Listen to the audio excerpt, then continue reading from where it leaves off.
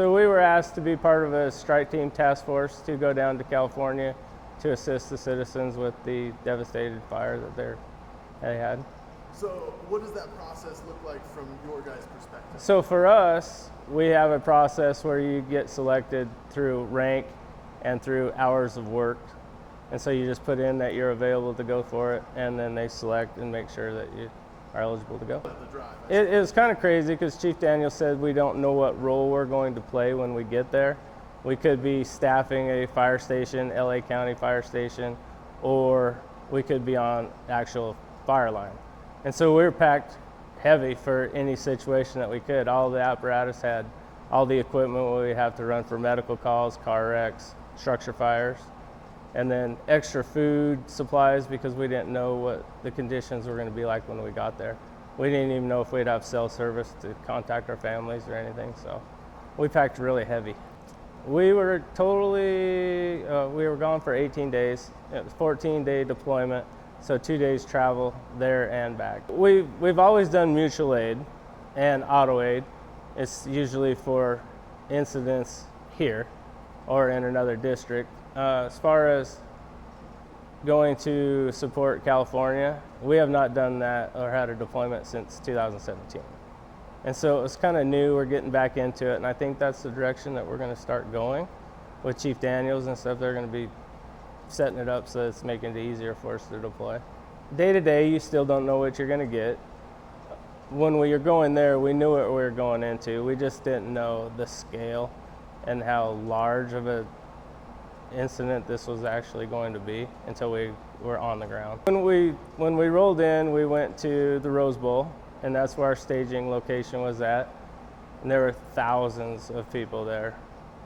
And we actually got our assignment fairly quick. So we were only at the Rose Bowl one day, and then we were in Altadena doing what we called tactical assessment, which was basically mopping up any hot spots that we find. Not necessarily searching for bodies, but if we came across bodies, how to report those. And then just working with the local agencies as well. Undermanned, understaffed, I guess is a better word, understaffed. They still have to cover their cities and all of their emergencies and take care of all the other stuff that's going on too. We had 3 fires working at the same time we were there and just didn't have the resources to continue to mop up, clean up, help the citizens get back into their homes, look for things like that. So I think it's very important that they continue to outsource resources, especially from Idaho, us, because we can go down there and do a good job for them. Just be thankful that we have our families, our homes that we can go home to, because what we saw was roughly 10,000 buildings destroyed. And we saw people come in that didn't have a home, and we would talk with them and just be thankful. Support your local emergency services. So it takes a lot of work to get the engine prepared and ready to go because all the equipment's got to be on there, and then you got to find places to put all your gear that you had to take with you. So we took a lot of extra gear. So we had an engine stuffed full of stuff to make sure we had what we needed when we got down there. So we had to take tents, sleeping bags, extra clothes because you don't know if what you're gonna be into and what you need for changes and stuff. So we had to just pack everything that you might think you might need. So Caldwell sent 1 engine with 4 crew members on it, and we were deployed with 5 other units.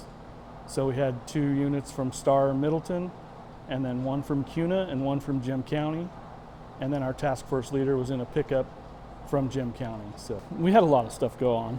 They put new tires on the engine before we went down there, and so these things crawl with new tires. So it was a drive to get down there. Couldn't take my hands off the wheel the whole time because you couldn't hold on to it with one hand. Once we got down there, we had a little bit of a brake problem. They had to adjust our brakes a little bit, which didn't take them very long. And then before we got deployed home, the day before, we found a leak on the front end. We thought it was our transfer case, but it ended up being just a hose that they replaced right there on scene for us that night. A long time, way too long to sit in an engine. These things aren't comfortable and not made for traveling like that. As far as driving an engine that far, I was on one deployment in Idaho in 2017 when we went up to Haley, but we took a chase rig, so we swapped off driving, so it wasn't too bad. So I just had to make sure that we got to wherever we were going safely, and then get the engine prepped, ready for water if they needed it. You know, make sure the hoses are working, make sure the pump's working, just have everything set in case we need to spray water, whatever we're doing for that job. I think the biggest thing is that California just needed the help. There's so much going on. So task force from all over the place were sent down there. It wasn't just Idaho.